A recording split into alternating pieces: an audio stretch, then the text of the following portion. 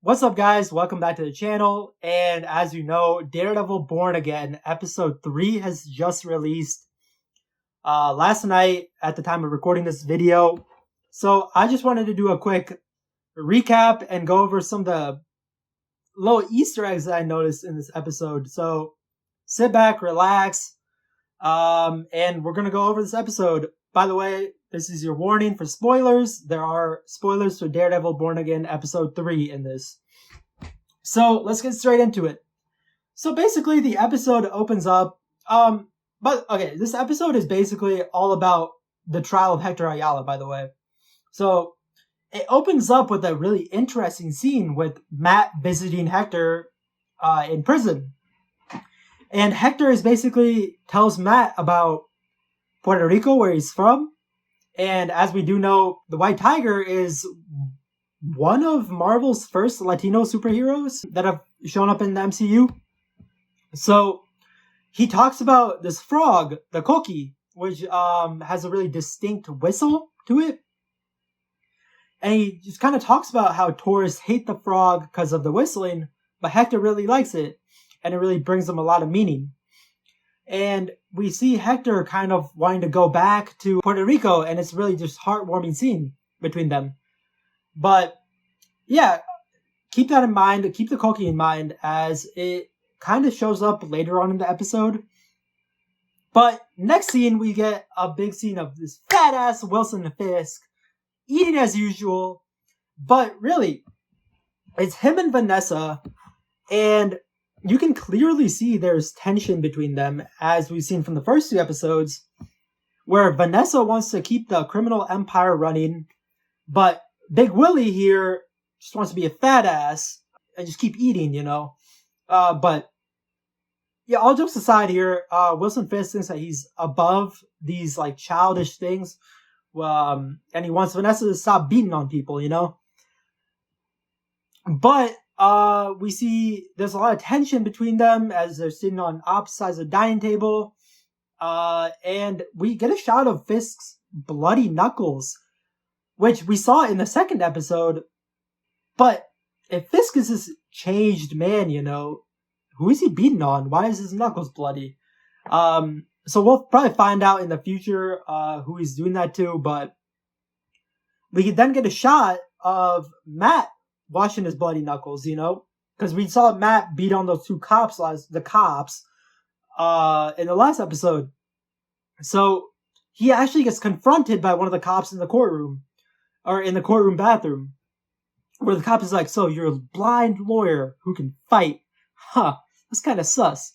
And Matt's like, "Yeah, what you gonna do about it?"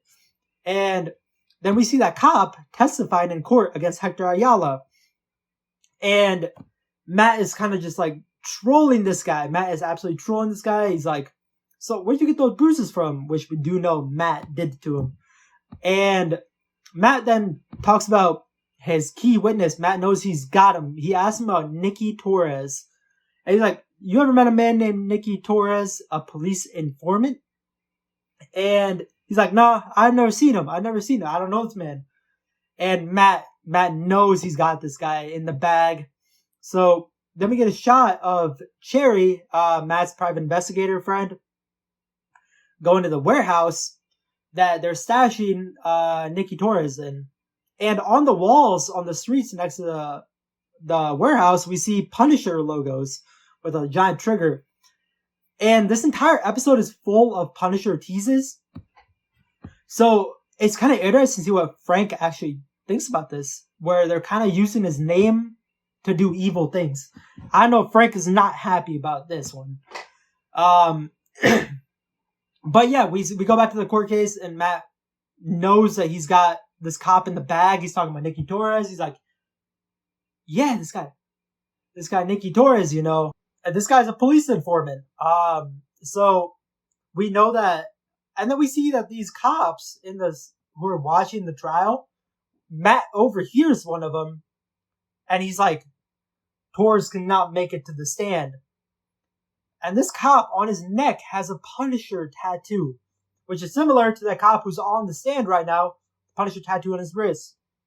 So it is really interesting to see what Frank thinks about all this, that they're using the Punisher name to do evil things. Punisher, Frank is definitely pissed about this, okay? If he gets wind about this, he's gonna crash out. But we then see the next day or whenever the next hearing of the trial is, we see that Cherry is getting ready to bring Nikki Torres to court. So they put him into a van, and Cherry's driving, and they actually get pulled over by a cop. And this cop is none other than the dirty cop, the guy who was straight up lying in court the previous day, and it's the same guy who Matt beat on. And this guy's like, get out of the car, show me what's in the back. Because he's like, yeah, Nikki Torres is probably in there. Cherry opens the back, nothing's in there. It turns out that one of Cherry's accomplices actually brought Torres to court in a cab. So Kirsten and Matt, representing Hector Ayala, they get their witness, Nikki Torres, to come on stand. But this did not turn out the way that they thought it would. This guy, Nikki, he just starts lying, man. He starts lying under oath, man. He's like, yeah, I was never on the subway, you know? I was never on the subway. I've never seen these cops, you know? He's like, yeah, I was a police informant, but I wasn't there on New Year's Eve whenever that happened. So Matt knows he's cooked, you know? That's like, fuck. It's over, man. But yeah, he starts bullshitting. And Matt is like, yeah, it's over for today. He tries to think of another solution for the future, you know? Because Nikki Torres did not work. I mean, that's what you get for trusting a crack addict. Like, this dude is a meth head, you know? But anyways, we see the next hearing, and we see Hector come onto the stand, you know? And Hector kind of talks about, like, why he does what he is. He's like, yeah, he talks about his wife, and, you know, like, he's like, I was just on the subway, I saw a guy getting beat on, so I had to help him, you know, it was the right thing to do. And Matt pulls out the big shocker here. He pulls out the white tiger mask in the middle of the courtroom. He's like, Hector Ayala, is this you? I know it is you. And everybody's shocked. And holy shit, Matt dropped a bomb in court. But it low-key worked. And Matt basically says that Hector Ayala, why would he beat on cops, you know, for not without a good reason, you know? Like, this guy's a hero, he saves lives. And we get a shot of Hector Ayala's wife, and then his niece, presumably, probably. And we do know that Hector Ayala is currently living with his wife, sister, and niece.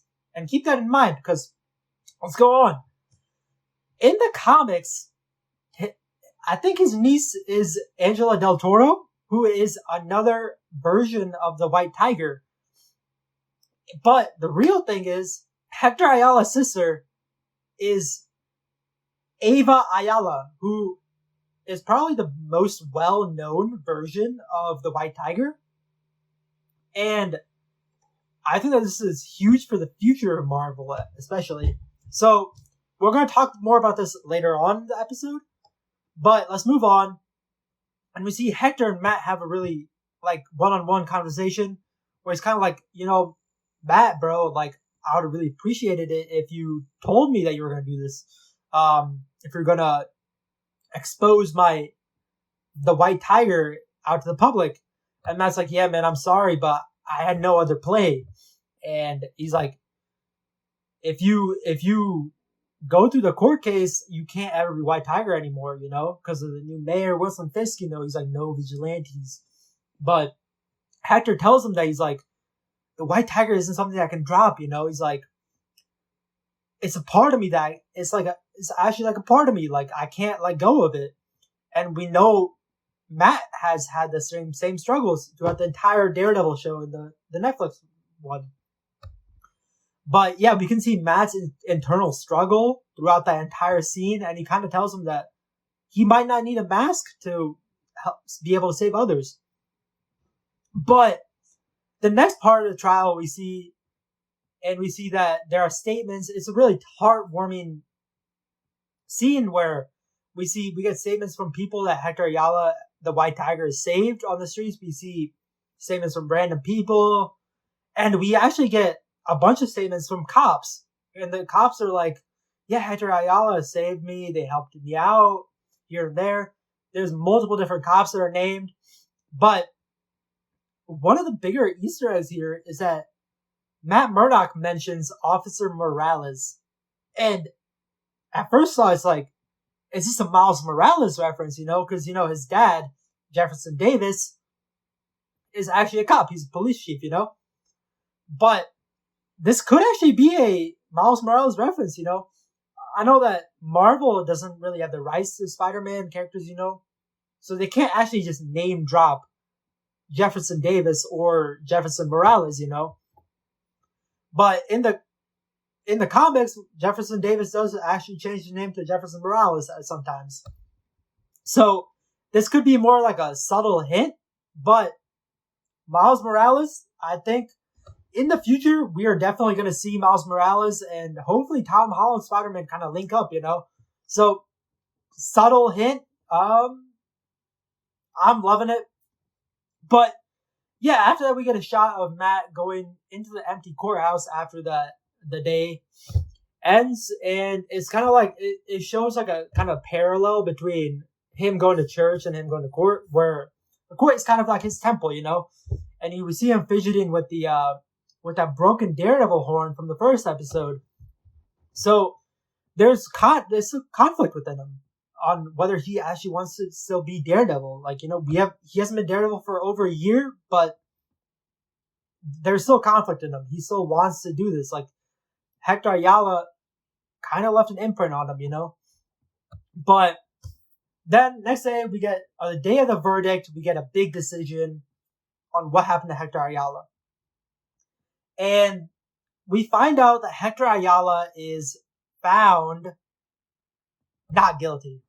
And this is a really touching scene as we see Hector Ayala go through a lot of emotions and Matt being happy for him. He's going, it's a whole heartwarming scene, But Big Willie, man, he just can't be happy, He sees this trial as a complete failure.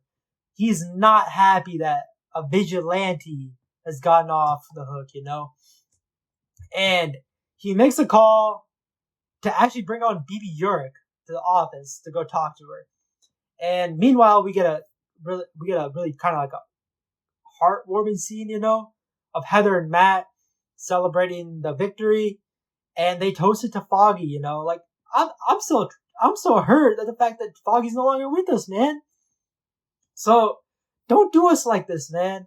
I mean, Foggy's, for all we know, he still could be alive, But yeah, then we get a one-on-one interview with Fisk and BB Urich, where he's like, this verdict was basically unacceptable, man, and vigilantes should not be able to run around.